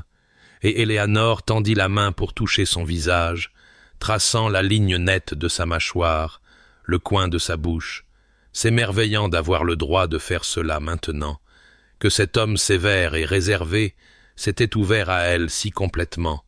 et elle dit doucement: « Je pense que j'ai commencé à vous aimer la nuit où vous m'avez donné votre manteau dans la voiture. Bien que je ne le susse pas alors, je savais seulement que je me sentais en sécurité pour la première fois depuis des mois, peut-être des années, et je me suis senti en sécurité avec vous depuis lors. » Et Henry tourna la tête pour déposer un baiser dans sa paume,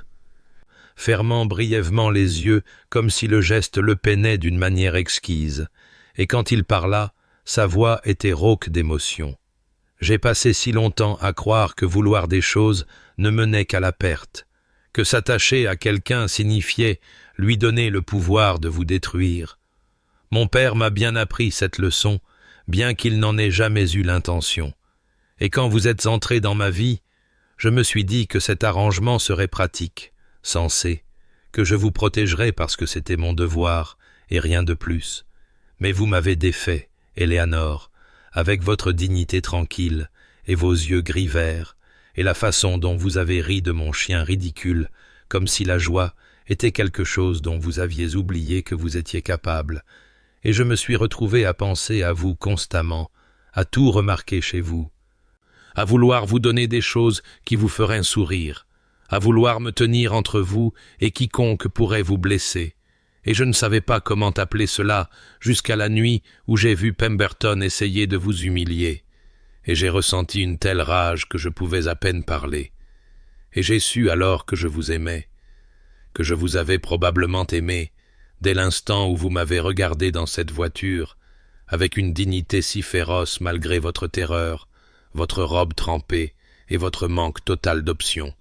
et je porte ce bracelet depuis des semaines, attendant le courage de vous le dire, terrifié que vous ne ressentiez peut-être pas la même chose, que j'ai pu imaginer la façon dont vous me regardiez. Et Éléanore le fit taire avec un autre baiser, plus doux cette fois, un baiser qui parlait de promesses, de lendemain et de toutes les années qui s'étendaient devant eux, et quand elle se retira, elle toucha le bracelet d'argent à son poignet, la pierre gris-vert captant la lumière de la lampe, et elle dit: « Vous me voyez, Henry, vous m'avez toujours vu, et je passerai le reste de ma vie à être reconnaissante d'être tombée dans votre voiture par cette nuit pluvieuse. » Et dehors, le tonnerre gronda, et la pluie fouetta le verre, et à l'intérieur du conservatoire, entourée de camélias blancs et du parfum du souvenir de sa mère, Éléanore Ashworth comprit enfin ce que signifiait être chérie. Le matin suivant leur confession se leva, claire et dorée, la tempête s'étant calmée dans la nuit, et ayant laissé le monde lavé et propre. Et Éléanore se réveilla pour trouver le bracelet d'argent toujours fermé à son poignet. La pierre gris-vert captant la première lumière qui filtrait à travers les fenêtres de sa chambre, et pendant un long moment, elle resta simplement allongée, touchant le métal frais et se remémorant la chaleur de la bouche de Henry sur la sienne, la façon dont ses mains avaient tremblé alors qu'il fermait le bracelet, la vulnérabilité brute dans sa voix quand il avait cité les mots du capitaine Wentworth et les avait fait siens, et elle se demanda si elle n'avait pas tout rêvé, jusqu'à ce qu'elle entende un léger coup à sa porte, et que Madame Thornton entre avec son thé du matin, les yeux de la gouvernante trouvant immédiatement le bracelet, et son visage buriné s'illuminant d'un sourire qui parlait de 30 ans passés à veiller sur Henry Blackwell et à le voir enfin choisir le bonheur. Et la femme plus âgée ne dit rien, mais son expression disait tout, et Éléanore sentit la chaleur monter à ses joues, alors même que la joie bouillonnait dans sa poitrine comme du champagne, et quand elle descendit à la salle à manger, elle trouva Henry déjà là, debout près de la fenêtre avec Wellington à ses pieds, et il se tourna à son entrée, et ses yeux gris d'orage s'adoucirent en argent dès qu'ils trouvèrent son visage. Et il s'approcha d'elle, prit sa main et déposa un baiser sur ses doigts, juste au-dessus du bracelet. Et le geste était si tendre, si différent de la formalité sèche de leur première rencontre, qu'Éléanore sentit les larmes lui piquer les yeux, et il dit doucement « J'avais peur de l'avoir rêvé ». Et elle répondit « Moi aussi ». Et sa bouche se courba en ce rare sourire sincère qui transformait ses traits sévères. Et ils déjeunèrent ensemble dans un nouveau genre de silence, un silence rempli non pas de gêne ou de distance prudente, mais de l'intimité confortable de deux personnes qui avaient enfin dit la vérité qui grandissait entre elles. Et après, Henry prit sa main et la conduisit à travers le manoir jusqu'à la galerie de portraits où le tableau de sa mère était suspendu dans la lumière du matin, et il se tint avec Éléanore devant et dit « Je veux que vous la connaissiez, autant que possible. Je veux tout vous dire sur elle, sur les chansons qu'elle chantait, et la façon dont elle riait, et comment elle vous aurait aimé. » Et Éléanore se pencha contre lui, et sentit son bras l'entourer, solide, chaud et réel. Et elle pensa à sa propre mère, aux camélias blancs et au jardin d'enfance, à toutes les pertes qui l'avaient menée à ce moment, à cet homme qui la voyait clairement et la choisissait malgré tout, et elle comprit que le chagrin et la joie pouvaient coexister, que le cœur était assez vaste pour contenir à la fois la tristesse de ce qui était perdu et la gratitude pour ce qui avait été trouvé. Et quand Henry déposa un baiser sur sa tempe et murmura « Merci d'avoir écouté, d'être resté, de m'aimer malgré mes murs », elle se tourna dans ses bras, prit son visage dans ses mains et dit « Merci de m'avoir laissé entrer ». Et dehors, par les fenêtres de la galerie, le soleil d'automne brillait d'un or éclatant sur Blackwell Manor, et Eleanor Ashworth, qui s'était autrefois crue indigne d'amour, comprit enfin qu'elle en avait été digne depuis le début. Les semaines qui suivirent leur confession se déroulèrent comme les pages d'une histoire qu'Éléanore n'avait jamais osé s'imaginer, chaque jour apportant de nouvelles découvertes sur l'homme qu'elle avait épousé et la vie qu'ils construisaient ensemble. Et elle se surprenait à s'émerveiller de la manière dont tout avait complètement changé, tout en restant, d'une certaine façon, exactement pareil, car Blackwell Manor était toujours le grand domaine avec sa galerie de portraits, sa bibliothèque et son conservatoire rempli de camélias blancs. Et Henry était toujours le duc, au visage sévère, dont la réputation faisait trembler les hommes de moindre importance. Mais maintenant, Éléanore connaissait la vérité derrière la façade. Connaissait la façon dont ses yeux gris d'orage s'adoucissaient en argent quand il la regardait à travers la table du petit déjeuner, connaissait le son de son rire rare et la sensation de sa main cherchant la sienne alors qu'il se promenait sur les terres avec Wellington, trottinant fidèlement à leurs talons. Et elle portait toujours le bracelet d'argent, la pierre gris-vert captant la lumière et lui rappelant à chaque regard qu'elle était vue, qu'elle était choisie, qu'elle était chérie exactement de la manière qu'elle avait autrefois cru impossible, et le personnel de la maison semblait s'épanouir sous la chaleur qui remplissait maintenant les couloirs du manoir, les sourires complices de Madame Thornton apparaissant plus fréquemment alors qu'elle observait le maître et la maîtresse ensemble, et un après-midi,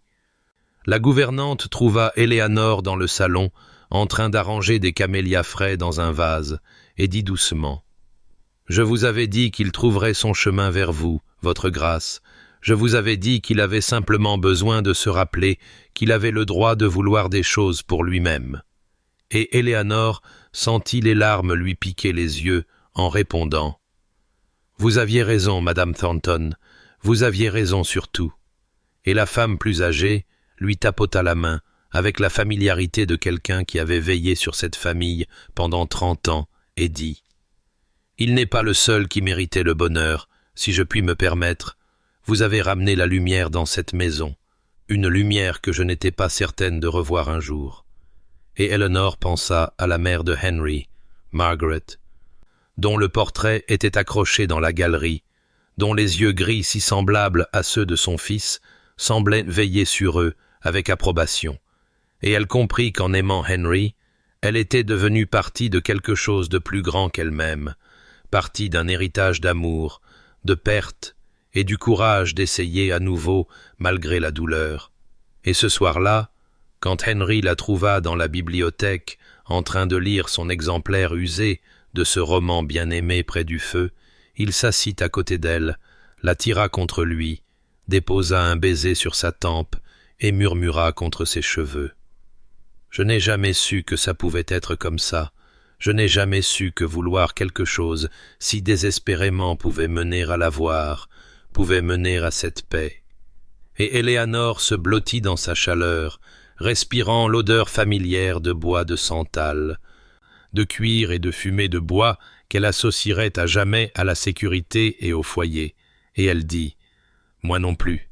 mais je suis reconnaissante chaque jour d'être tombée dans votre voiture par cette nuit pluvieuse, reconnaissante que vous m'ayez vue quand j'avais oublié que je valais la peine d'être vue. » Et les bras de Henry se resserrèrent autour d'elle, alors que dehors, par les fenêtres, le soir d'automne s'installait, doux et doré, sur Blackwell Manor, et Eleanor Ashworth, qui s'était autrefois promis de ne pas aimer cet homme, découvrit que la rupture de cette promesse l'avait menée à tout ce qu'elle avait toujours désiré. Les années qui suivirent leur confession se déployèrent comme les pétales des camélias blancs qui fleurissaient chaque printemps dans le conservatoire, chaque saison apportant de nouvelles joies qu'Éléanore avait autrefois cru impossibles pour une femme qui avait connu tant de chagrins, et alors qu'elle se tenait maintenant dans le jardin de Blackwell Manor, regardant ses enfants jouer sous le chêne ancien, elle s'émerveillait de la transformation complète de sa vie depuis cette nuit pluvieuse où elle était tombée dans la voiture d'un étranger avec rien d'autre que sa dignité et son désespoir. Car maintenant, elle était entourée d'abondance sous toutes les formes qui comptaient, non seulement les conforts matériels de sa position de duchesse, mais les richesses plus profondes d'un amour qui s'était renforcé avec chaque année qui passait. Un amour qui se manifestait dans la façon dont Henry la regardait encore à travers les salles de bal bondées comme si elle était la seule femme dans la pièce, dans les camélias frais qui apparaissaient dans son salon sans faute, dans la façon dont ses yeux gris d'orage s'adoucissaient en argent chaque fois que leur fille Margaret, nommée d'après sa mère, grimpait sur ses genoux et demandait une histoire, et leur fils Robert, nommé d'après le père d'Éléanore, avait hérité des yeux gris-verts de sa mère et de la mâchoire obstinée de son père, et regarder Henry apprendre au garçon à monter à cheval avec une tendresse patiente faisait mal au cœur d'Éléanore d'une gratitude si profonde qu'elle lui coupait parfois le souffle, car c'était l'homme que le monde qualifiait de froid et de redoutable. Cet homme qui s'agenouillait dans l'herbe pour examiner un papillon avec ses enfants, qui cherchait encore la main d'Éléanore sous la table du dîner, qui avait tenu chaque promesse qu'il lui avait jamais faite et lui avait donné bien plus que la sécurité. Et elle toucha le bracelet d'argent à son poignet, usé maintenant par des années d'usure constante, la pierre gris-vert captant toujours la lumière comme un fragment de la mer d'hiver. Et elle se souvint des mots de Madame Thornton d'il y a si longtemps sur les murs qui tombent, et les maîtres qui trouvent leur chemin. Et la chère femme avait vécu pour tout voir, avait tenu les 2 enfants dans ses bras quand ils étaient bébés, et avait pleuré de joie. Avait finalement pris sa retraite dans un cottage sur le domaine où Eleanor lui rendait visite chaque semaine avec des fleurs et des nouvelles. Et parfois, quand Eleanor se promenait dans la galerie de portraits, elle s'arrêtait devant le tableau de la mère de Henry, Margaret, et lui murmurait ses remerciements, car elle était certaine que quelque part, d'une manière ou d'une autre, la femme qui avait apprécié la gentillesse plus que le statut veillait sur eux tous. Et quand Henry apparut à ses côtés maintenant dans le jardin, glissant son bras autour de sa taille et déposant un baiser sur sa tempe, alors que leurs enfants poussaient des cris de rire et que le successeur de Wellington, un jeune chien nommé Arthur, bondissait après eux à travers les feuilles d'automne. Eleanor se blottit dans la chaleur de son mari et respira l'odeur de bois de santal, de cuir et de fumée de bois qui signifierait à jamais le foyer. Et elle pensa aux tempêtes et aux abris, aux promesses tenues et aux promesses rompues, à la femme terrifiée qu'elle avait été et à l'épouse chérie qu'elle était devenue. Et elle comprit enfin que chaque perte l'avait menée ici, à ce jardin, à cet homme, à cette vie qu'elle n'avait jamais osé rêver. Et quand Henry murmura contre ses cheveux « Heureuse, mon amour !» elle se tourna dans ses bras, prit son visage dans ses mains et répondit avec toute la vérité de son cœur. Plus que je n'aurais jamais pu l'imaginer. Et le soleil d'automne brillait d'un or éclatant sur Blackwell Manor, alors qu'Eleanor Blackwell, duchesse d'Ashworth, se tenait dans l'étreinte de l'homme qui l'avait vue clairement depuis le tout début, et se savait être exactement là où elle devait être.